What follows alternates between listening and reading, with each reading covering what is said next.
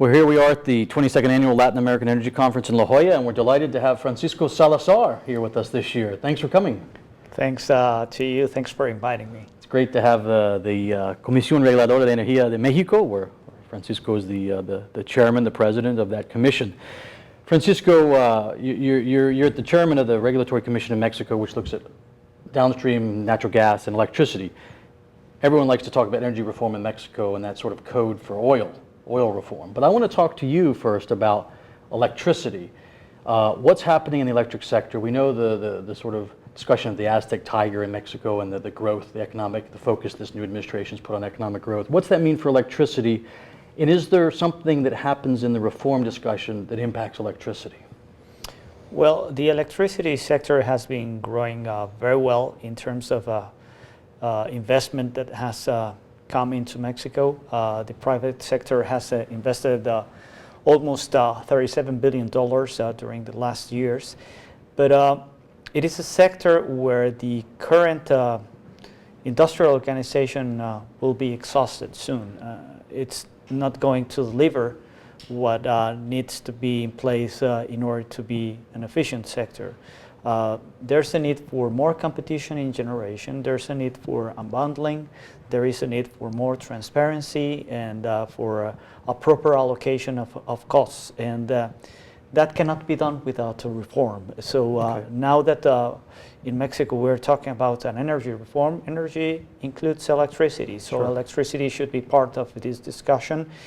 And if you're going to change the Constitution, if you're thinking of modifying Article 27, where you talk about oil, you talk about natural gas, you talk about hydrocarbons, you should also think, you should also consider to change this article, because this article also talks about the exclusivity of the state in these activities in the electricity sector, which I think shouldn't be exclusive to the state. The private sector has a very important role to play there.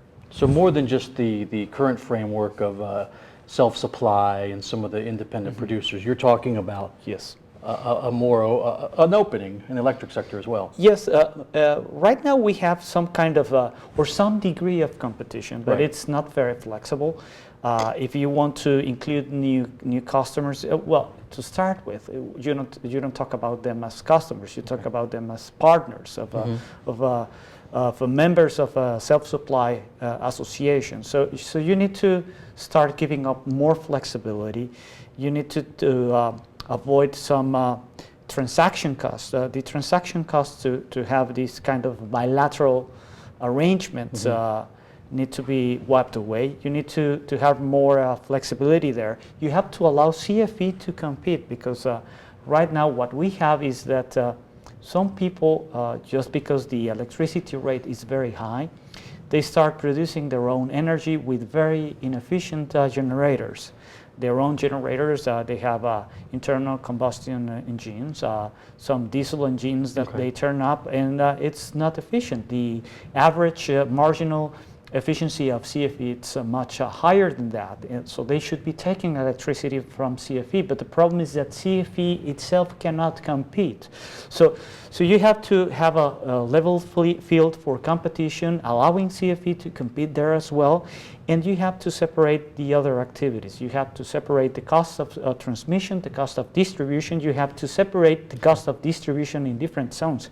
It doesn't cost the same to distribute energy in the central zone and then distributing it in Chiapas or in the north of Mexico. You're talking about different regions with different costs. So you have to understand that they have different cost structures, and you have to separate those. That's a good point. Talking about some of the inputs and the cost, I mean, we're all talking about natural gas. Mexico is next to a marketplace where you have a depressed gas price or a low gas price that could be to the benefit of Mexico. Yes. Where does natural gas fit into some of these changes in the electric sector in Mexico? Well, gas will be the preferred fuel for electricity in the coming years. It has been substituting other kinds of fuel for the last years, and in the coming years, in the next 12 or 13 years, Mexico will have to invest in something like 4 gigawatts of capacity, and more than 50% of that will have to be based on natural gas. Wow.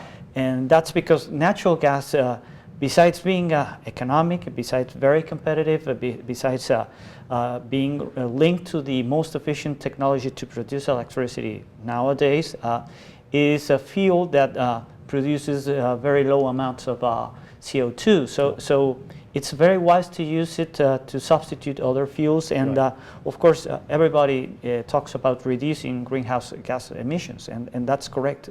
But the first thing that you can do is use gas and then introduce other renewables. Renewables play a very important role, but natural gas is important in the very first stage where Mexico needs to develop, needs to be more efficient, needs to compete with other countries.